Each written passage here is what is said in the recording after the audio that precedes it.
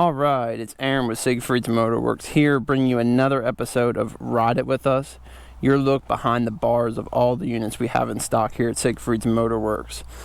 Today, taking out a 2006 Honda Ruckus 50cc that has 2,946 miles on it at this moment.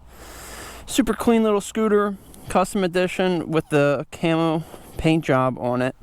Overall, the scooter's in nice shape. We just fully serviced this one. It does have the front tire has less than 50 miles on it. Back tire might have 100 on it.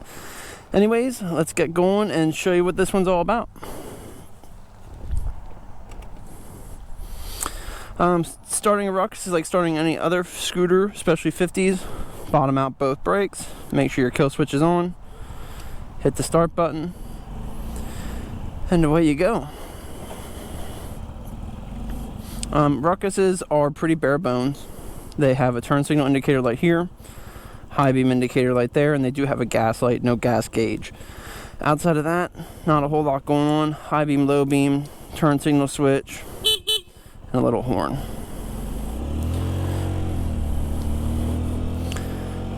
A couple of things about the Ruckus while we get out of the driveway here. These are 4-stroke 50cc scooters. When you're talking about a 50cc scooter, the Ruckus is going to be right in the middle. They're not the quickest, they're not the slowest. They're right in the middle in terms of performance. They have a top speed on the clock of 40 miles per hour. Typically, you're going to see somewhere closer to the 35 mile per hour range on these scooters. Overall, so like I said, they are in very open, very bare bones style and design. That's part of what makes them so popular. Couple of features about a Ruckus that I feel like everybody should know. It's a feature that I'm not personally a humongous fan of, but it's how they come and it's how most people keep them unless you're getting into bigger bore kits. You will see there is no master cylinder for the front and rear brake. These are both front and rear drum brake scooters. Drum brakes aren't bad. They just they don't have the stopping power of something that is more something like a disc brake. So just one downfall to the Ruckus there. Another thing about the Ruckus is, and I believe it's almost every 50cc scooter Honda has made, they are single-seater only. Honestly, a 50cc scooter is not really the kind of scooter you want to be trying to ride two up on anyways, so not a huge downfall there. But nonetheless, there are 50cc scooters on the market, specifically from Yamaha, from Genuine, and some of your Chinese scooters as well, but I wouldn't recommend any of those anyway that are two-seat scooters. So outside of that, Ruckuses are really fun to ride. They handle really well. They do have a really sporty off-road sporty style to them because of the knobby tires and because of the open frame. They do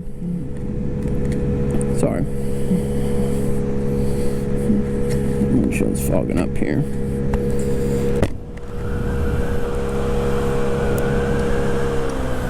Alright, we'll take you in there. As you can see there, I mean, that was just a gradual downhill. Nothing crazy where you're going to pick up all kinds of speed. And I got to about 35 miles per hour.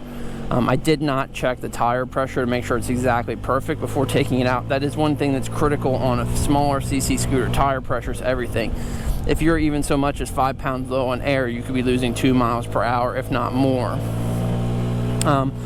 When you're talking about the Ruckus and you're talking about the riding position, because it is a single seat, it's not a really long seat, but it is still a single seat. So I'm actually sitting as far back on the seat as I can without being in and having my booty on the rear grab bar. So I am as far back as possible, but I have a ton of options as far as my footing goes.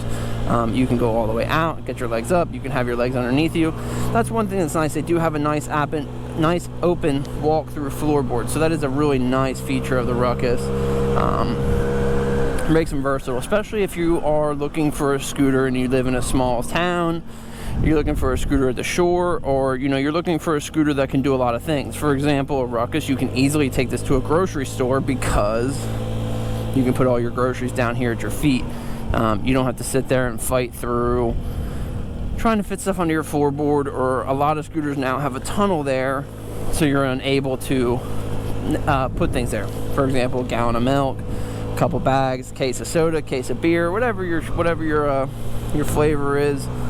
You know, lots of options there as far as hauling your groceries or other items home. One of the things that makes the Ruckus super popular with people is the fact that these scooters do have an extremely low seat height, and for a nominal fee, somewhere in the range of $50 to $70, you can buy lowered seat frames, and you can make these things sit even lower yet.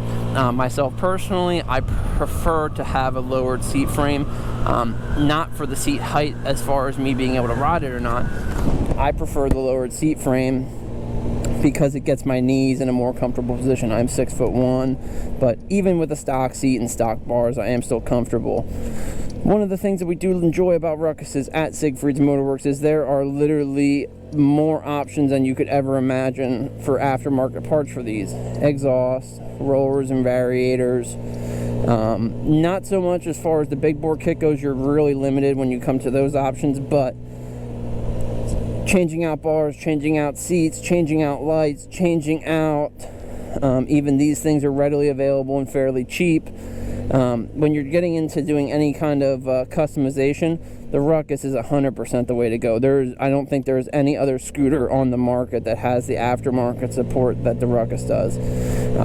Also, to a fairly common thing, we've done a couple of them over the years, and we service a couple of them pretty regularly, is GY6 150cc swaps. It is a super straightforward swap. There's a ton of companies that sell bolt-on kits to make it to mount the motor in, and it takes the scooter from being a 50cc to being a 150cc. Personally, if you're looking for a Ruckus and you plan on doing the GY6 swap to it, save yourself some money and just buy an Ice Bear Mad Dog, it's called.